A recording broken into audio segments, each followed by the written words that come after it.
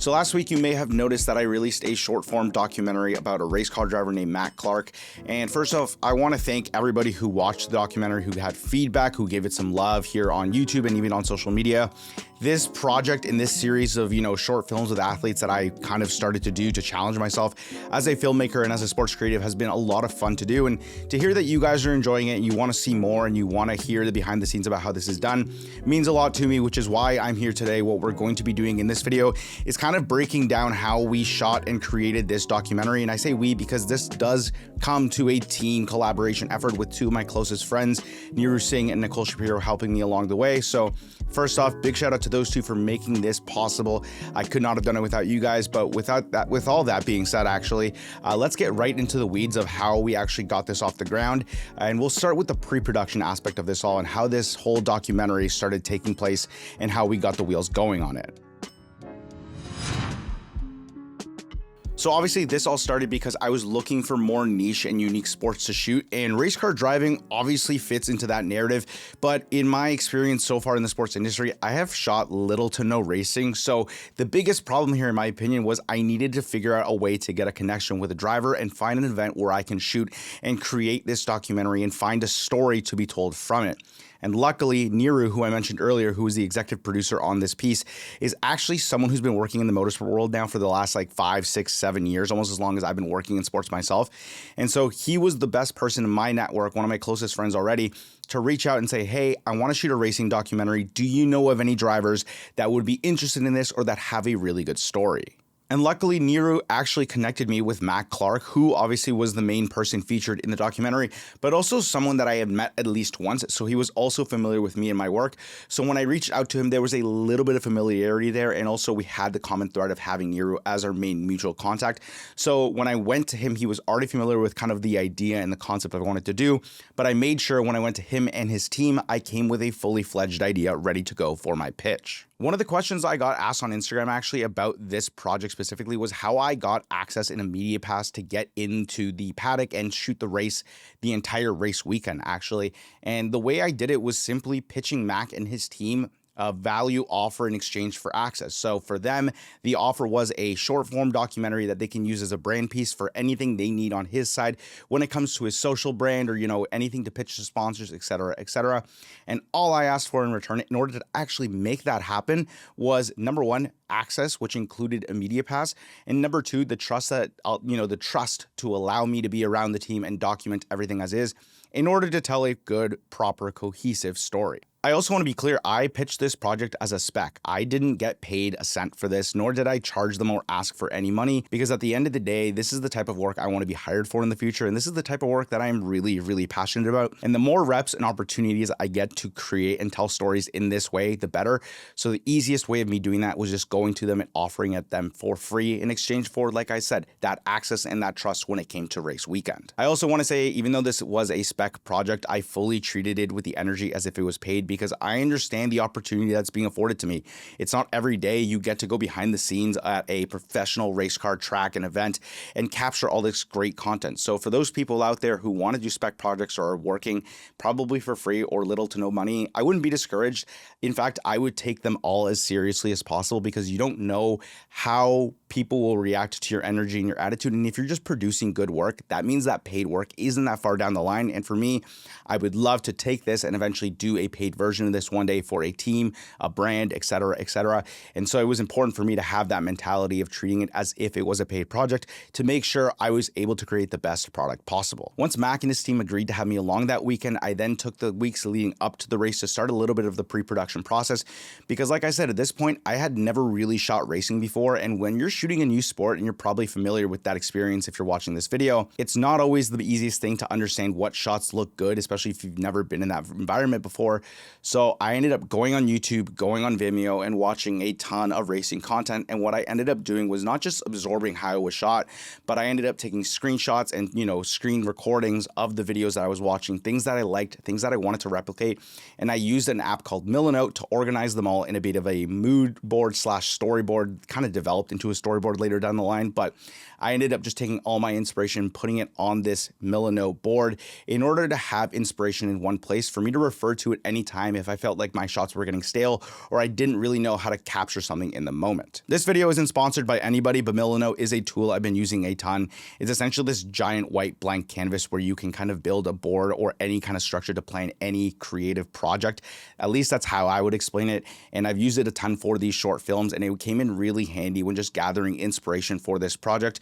And then I ended up taking that mood board of assembled images and, you know, things that I wanted to replicate and started building a little bit of a storyboard from start to finish, from the intro to kind of like the opening part of the short film. If you watch the storyboard, what I'm showing on screen right now, a lot of the actual intro replicates kind of what I had at the storyboard. So it was still really useful for me to understand kind of the building blocks and the story beats I wanted to hit by using Milano, by building out the storyboard, the shot list, and then applying that to my actual work and my shooting style on race day. But this is all to kind of give you guys a really big tip here. If you guys are shooting a sport for the first time ever and you don't really know what you're doing, and I get these questions all the time as to how do I shoot basketball? I've never shot it before.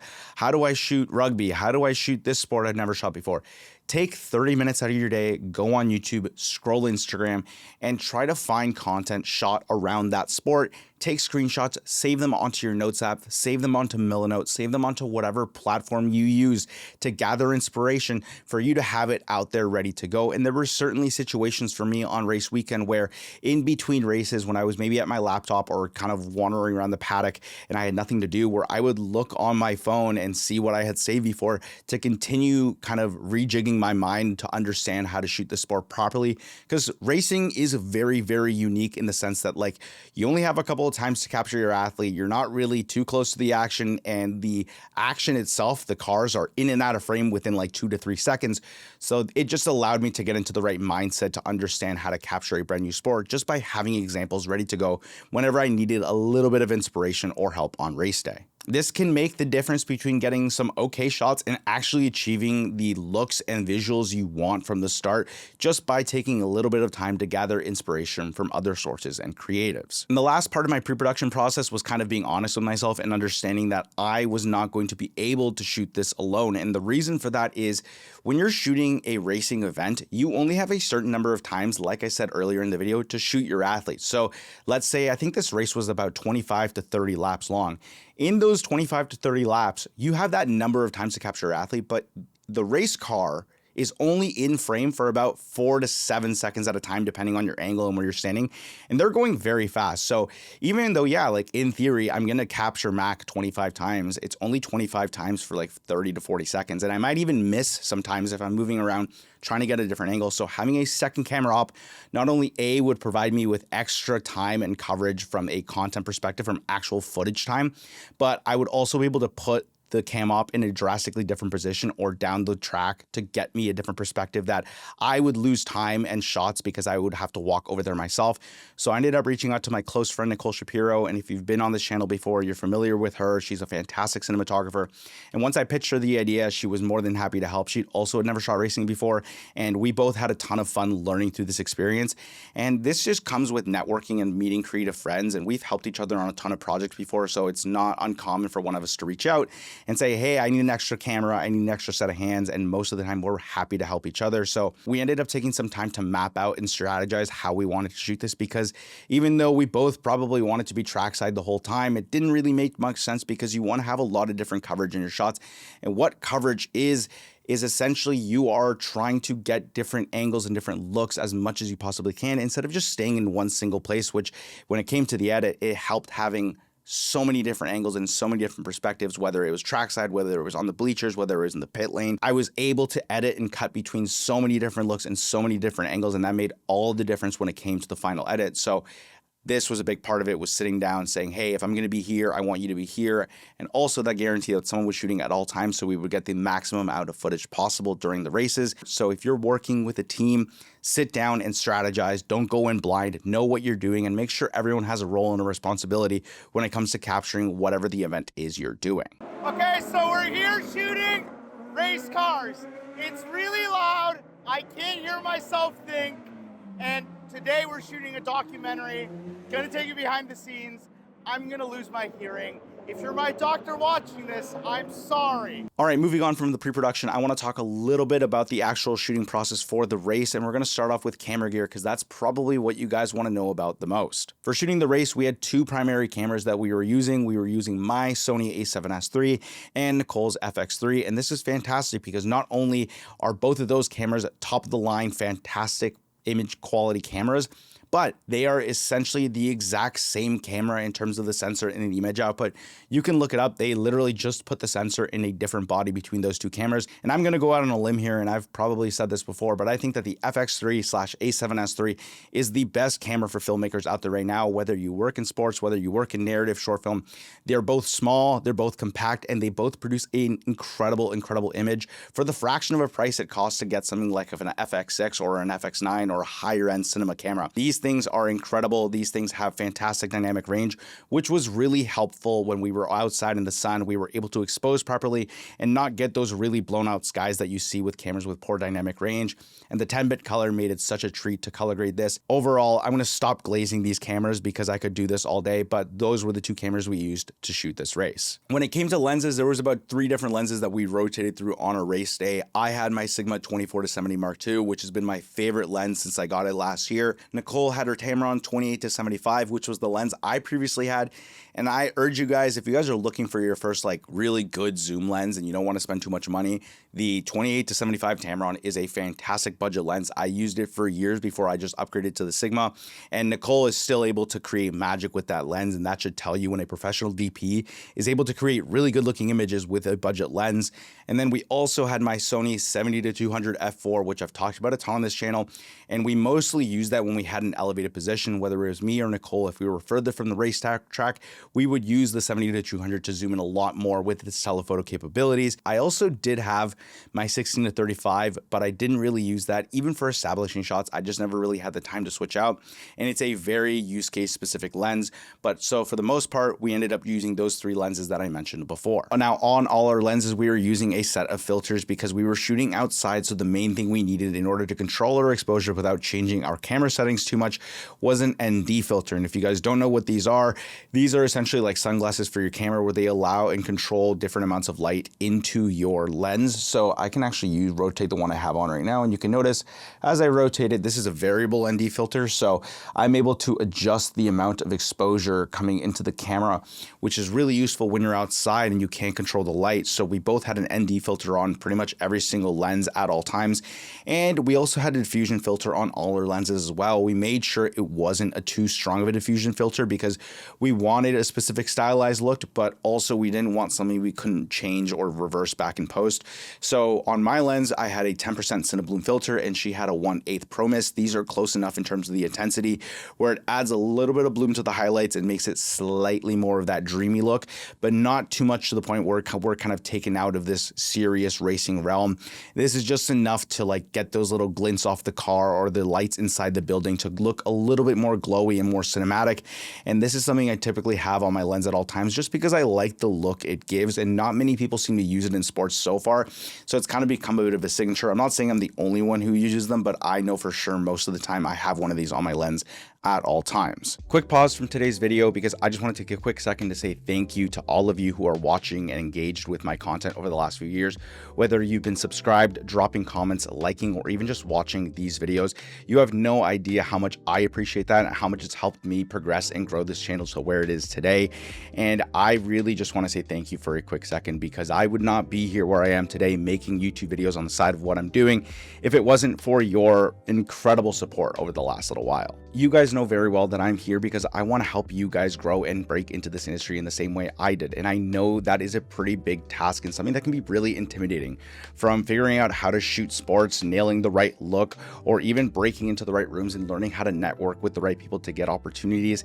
It's not the easiest thing in the world, but I'm here to try and provide value and help you guys along the way. And there's one other way that you guys can support me and that I can help you guys that I want to talk about really quickly. If you've ever gotten value from the content I'm posting here on YouTube and you want to support me a little bit more directly and also get more bang for your buck on how much you can invest in this industry, I actually have a full digital storefront website with a ton of assets and resources to help people just like you guys who are actively working or trying to break into the sports creative industry. On my digital storefront, there are a ton of products that I've been curating over the last few years in order to help you guys create content better and faster than ever before, like the LUTs I use to color grade my videos, the Lightroom presets I use to edit all of my photos, and even strategy guides and email templates for how to reach out to sports teams and get opportunities faster. No pressure whatsoever, but if that sounds helpful or interesting to any of you, just know the link will be down in the description below for you guys to check out my digital storefront and all those assets I previously mentioned. And even if you don't end up buying anything, your support by just watching today's video means the world to me. Anyways, that's it for me. Let's get back to today's video. And the other piece of gear I want to talk about, I'm actually going to grab. It's in my closet right here, so give me 1 second.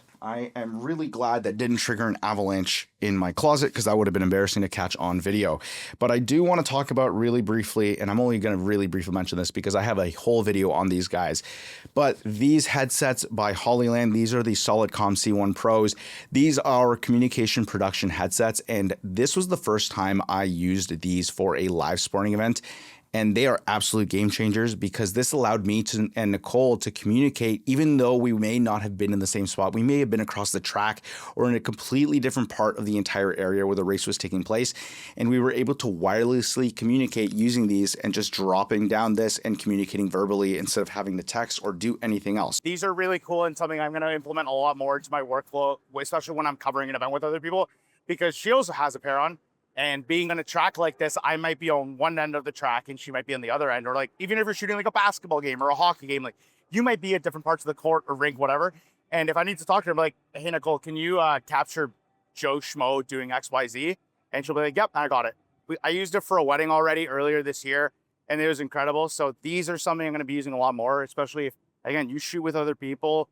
Communication for coverage is really important in case like this. So I have a full video about these on my channel, so I'll link that down below. Make sure you check it out. But these were the most invaluable tool we had at our disposal. And this is something I will be trying to take on as many times to live events to shoot live sports with, especially if I'm with other people, because the teamwork and communication aspect to shooting an event like this is so important. And these made it 100 times easier to do. So make sure you check out that video if you're curious. But yeah, these headsets were super invaluable on race weekend. And a really good example as to where these are useful is to make sure that at least one of us had a camera pointed on track at all times. Say one of us needed to switch a lens. Say one of us needed to switch positions on the track. We were able to tell that to the other person just by flipping the headphone down and talking to them. And that way we had someone always covering the track and making sure we were always getting footage of Mac as he's driving by, because sometimes you don't know what the other person is doing. You may get distracted. You both might have to move. You both might have to change a battery. And so just being able to communicate and make sure that one of us always had a camera pointed at track at all times made sure we got the right amount of shots we needed and we didn't miss any big moments. Now, the actual process of shooting the race is what I want to touch on now. There was about 3 different days we were there. I think we were there from like Thursday to Saturday. And if you're not familiar with racing, it's not just one race and they're done. They have a practice, they have 2 qualifying sessions, and then they actually had 2 races on 2 different days. So we ended up having to plan really well what we wanted to get every day. But it was also interesting because it gave us more than just the 2 races to capture content.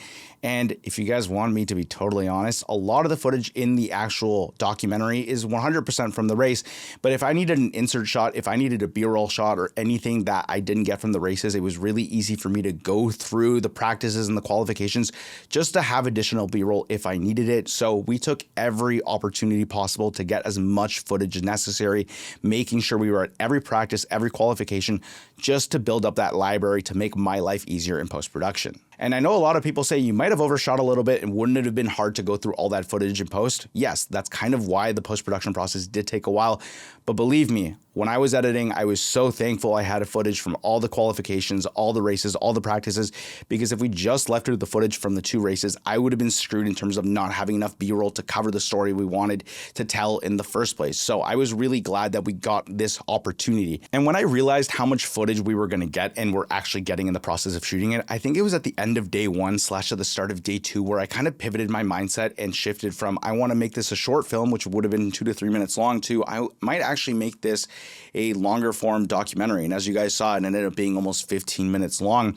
And I think I learned through this process is like not to restrain yourself just to your original goal. When I look at this from a wider perspective, we were given fantastic access, not just trackside, not just pit lane, but we were able to be right next to Mac in his trailer. We were able to really get a behind the scenes look and feel as to what it's actually like being a professional race car driver. And that story lends itself so much better to a short form documentary versus a short form film. So I ended up pivoting halfway through. I abandoned my original plan, and I'm so happy I did. So I think the lesson I learned and the lesson I kind of want to pass on to you guys at this point is you may go into something having one main goal in mind, but give yourself the opportunity to be flexible. Give yourself the opportunity to change up what your original plan is, because it may actually be more beneficial for you, your client, or even the overall product just to shift the concept a little bit if you notice you have a unique opportunity like the one we were presented at Race Weekend. A really big factor in the whole documentary and the actual editing process and the story we wanted to tell was also not just focusing on what was happening on the track.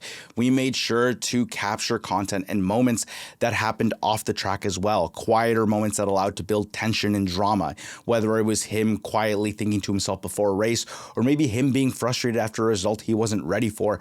Those moments are actually what allowed the story to be told, not just the action on track. So next time that you're shooting any kind of sporting event, don't just focus as to what's happening in, on the court or on the ice or on the field. Take those moments in between plays. Take those moments in between events. If you have access to the athletes before and you can get their pregame routine, get that, because that allows for such a more dramatic and bigger payoff when it comes to those bigger action moments like you saw in the documentary when it came to the actual on-race moments or things that happened during qualification. There was always those little moments in between that allowed the story to breathe and flow before getting to the bigger, more dramatic moments. I really quickly want to touch on the concept of building a relationship with an athlete in these scenarios. Obviously, you're there to capture them and do a job. But for me, it was really important to make sure I had a good relationship with Mac ahead of the race, whether it was just talking to him beforehand, planning ahead, or even coming to his house to shoot the interview for the documentary, which you also see in there. I was able to build a good rapport and even a good friendship with him ahead of time. And that was really important because at the end of the day, I wanted to be someone that he could trust with a camera in front of his face. And this even came to the fact that like sometimes we were just hanging out at the track and I would just put my camera down and talk to him like a normal human being, because at the end of the day, I want to make sure he's comfortable with me having a camera in front of his face all day. And especially when it came to those more frustrating moments or more emotional moments after qualification where he didn't necessarily get the result he wanted, I didn't want to be up all in his face, but I knew I needed to get those moments in order to enhance the story, because emotion was a really big driver during these moments. And because I built this good relationship with him, even though he was pissed off because he didn't perform the way he wanted to, I was able to hang around and get those moments kind of from a fly on the wall angle, and there was no problems there. He was very accommodating. He was happy to have us around. So another tip, and I feel like I'm giving tips throughout this video, which is really what I want to do, to be honest, but make sure you develop a relationship with the athletes you're working with.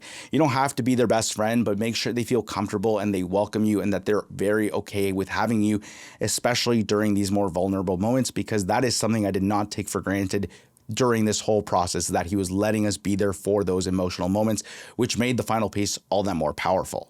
Now, when it came to actually shooting the race, obviously I was coordinating with Nicole the whole time. We would never be in the same spots. We would always be in different locations to get all this coverage. Someone would always be trackside. But one of the most important things I learned this weekend that I want to share here is that sometimes you need to learn when you don't need to be shooting the action. And specifically when it came to the final race, when we understood that Mac was going to come in a good position, he finished P4 after struggling all weekend.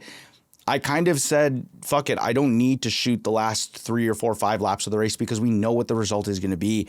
I want to get the emotional payoff here. So I ended up going to the pit lane, finding his family, and shooting his dad, his brother, and his team's reaction to him achieving a good result after a full weekend of just kind of ups and downs.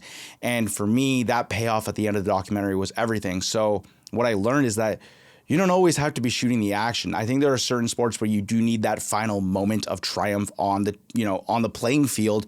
But in this case, I knew I had so much footage from the last 2 days before that I could sacrifice those last few laps. And also I ended up getting access to the broadcast footage of the race, which helped me a ton with filling up those holes that we weren't able to capture. But sometimes you need to understand to tell a story, you need to be at the right place at the right time. And sometimes that right place isn't shooting the action. It's getting that emotional payoff, whether it's with the athlete, with their family, getting that final piece of like enjoyment, or even if it's not enjoyment, of like pain and despair and disappointment.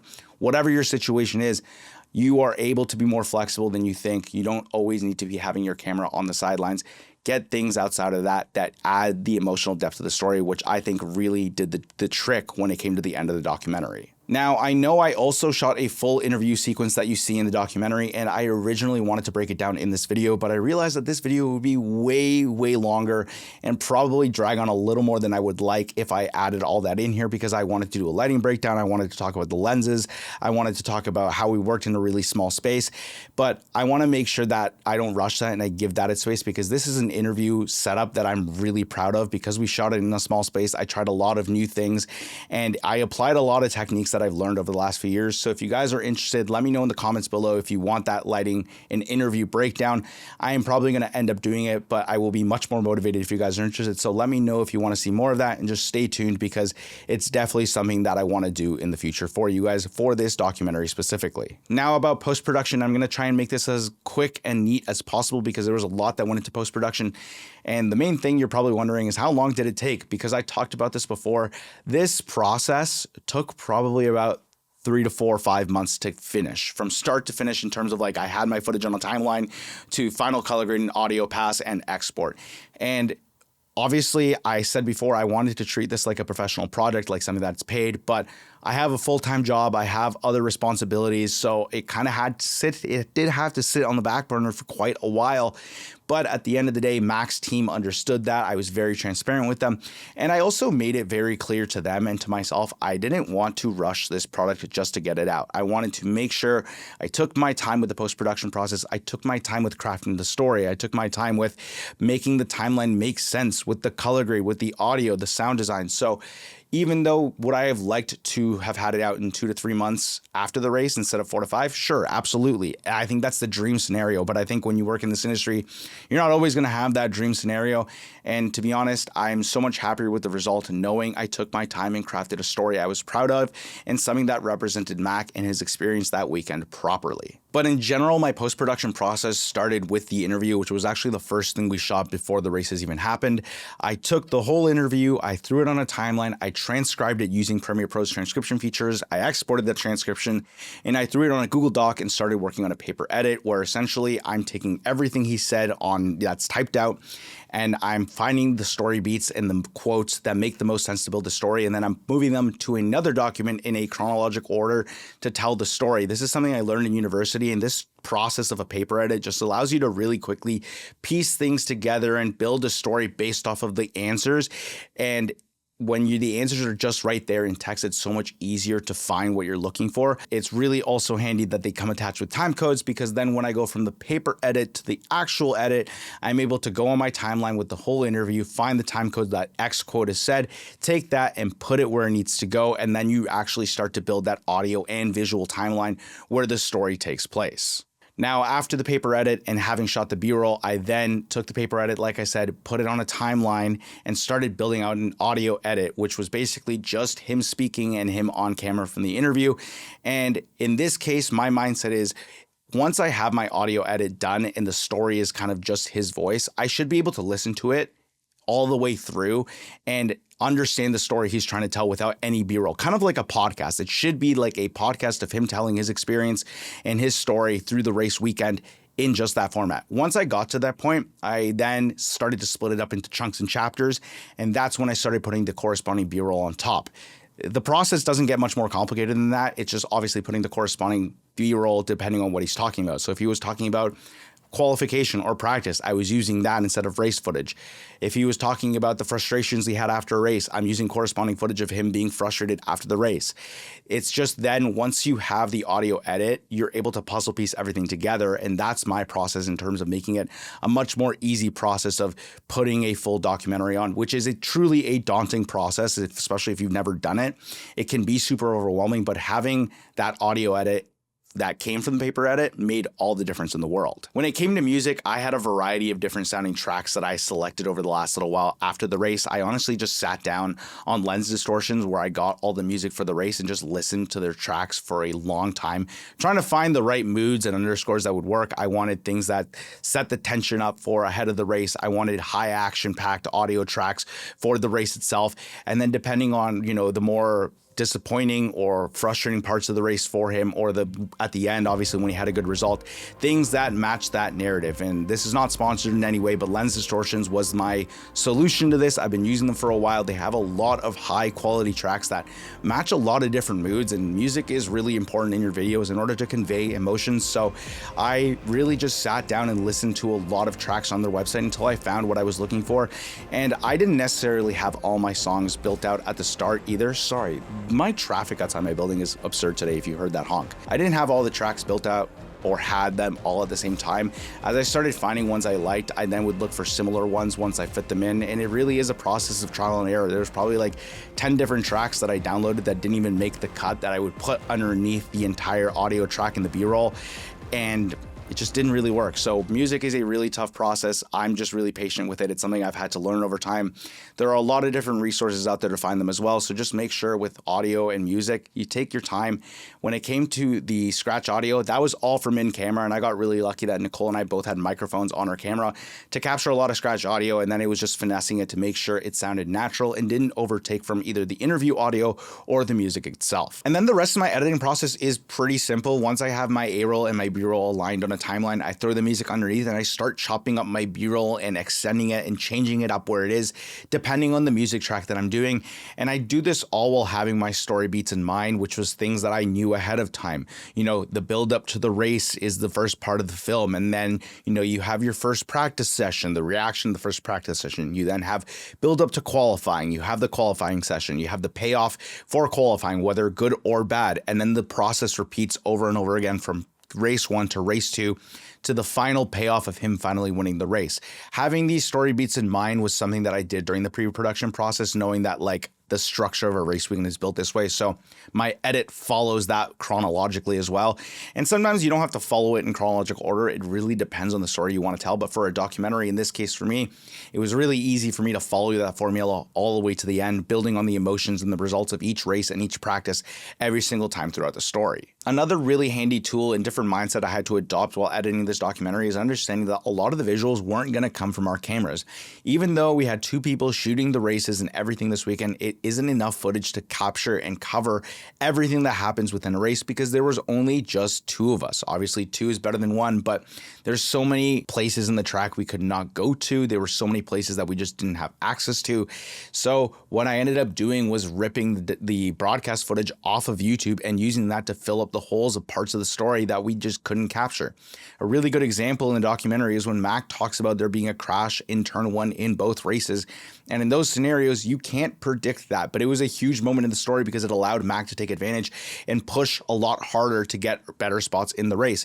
So me and Nicole were nowhere near turn 1 on either race. So what I ended up doing was just going and taking that broadcast footage and showed it at the exact moment he talked about it, because then you're actually able to visualize and see what happened instead of just hearing him talk about it. And I know that the broadcast footage looks nothing like the A7S III footage, and that's totally fine because at the end of the day, documentaries are known for having different mediums and formats of footage. So it actually kind of gave it definitely more of a documentary feel, in my opinion. So if you ever have access to other forms of media that allow you to tell your story like broadcast footage, don't shy away from it, even though it may not match your cameras exactly. At the end of the day, the story is the most important thing, and you can't let your ego or the ego regarding the footage you captured get in the way of telling that story. Also, don't be afraid to ask your clients or the team you're working for extra assets that you may need. In our case, it came from the camera that was on top of Mac's car, which provided such a cool perspective for someone who's watching a race car driver. It's not a first-person perspective, but just having that overhead view of his car as he was making big moves, as he was hitting turns, as he was passing people, allowed us again to fill those gaps in a lot better. And then also one thing we asked from them as well was to get the radio call that they have with him. So if you guys aren't familiar, race car drivers do have a radio connection with their team at all times. So we were able to get that from his team and use that to show the communication between him and his engineers during the race, which again just added to that story depth, added to the narrative, and also made you really feel like you were getting the true behind the scenes look of what it's like to be a race car driver. So don't be afraid to ask for additional media from the people you're working with, because you never know when it might come in handy. Here's a quick look at the timeline. I think it gives you a really good perspective of how this is built out. You can kind of notice with the audio and the music tracks underneath where it's split up into chapters. This is a whole other video as well as just breaking down the documentary timeline. There's a lot going on here between the 4 adjustment layers I have for color grading, all of the sound design and audio tracks. I did talk a little bit about that earlier, but this is probably another full video that I could do at some point to really break down this timeline and that editing process. But if you guys are curious about that, again, just let me know in the comments below. And if you guys do want to see something like that, I'm happy to make that in the future. But here is a look at the timeline just for those who are interested to see what it looks like to edit a full 15-minute short form documentary. Now, throughout this whole production process of this documentary, I learned a lot, probably more than I can show on camera, because again, we would be here for a while. But I think the biggest thing I learned, and especially when it came to the post-production side of things, was just patience. I think I understood that projects like this take time. They can't be rushed. And I know we live in an age where social media content has to be up and ready like that. But I think with these longer form projects, what I'm starting to understand is that it's okay to take your time to process your ideas, to actually ideate, to actually plan ahead. And then when you're actually executing, to take your time with the execution, whether it's actually shooting the thing and getting more takes or getting more footage if you need it, but also taking your time in post-production, making sure you're crafting a good story, making sure you're not rushing it. And I am really glad that I ended up being able to draft and complete the storyline of the documentary in the way I did, because at the end of the day, Mac and his team loved the final product. I'm really happy with the final product. Everyone involved in it really enjoyed how it came out.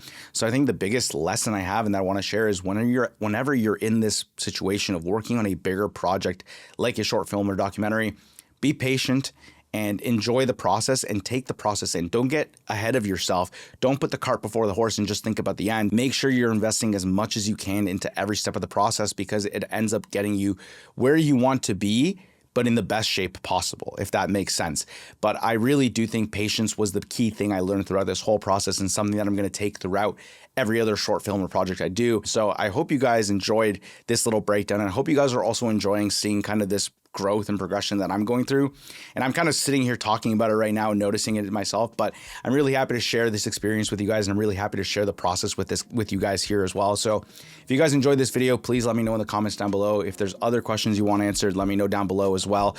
I'm always happy to chat with you guys in there. Thank you guys so much for watching. If you got to this point in the video, it means a lot, and hopefully it's not too drawn out or too rambly, because I know I tend to do that, but I really just wanted to break this down for you guys and give you a good behind the scenes look at what it takes to actually make one of these. And so I really hope it brings you guys value once you finish this video. If you guys enjoyed this video, please make sure to leave it a like down below. If you guys want to check out any of the gear I mentioned that we used to shoot this video, everything will be in the description down below. Leave me a comment if you guys have any questions, or if you guys want to give me your thoughts on the documentary. As always, if you guys could subscribe, that would be incredible. I would really appreciate it. Helps the channel grow, and ultimately we are almost at 10K subs, so we are pretty much at the apex of where I really want you guys to subscribe and be on for the ride, because there is so much more to come on this channel. And that does it for me. Once again, if you got to this point in the video, thank you guys so much. I hope you enjoyed, and I will catch you guys in the next video. Peace.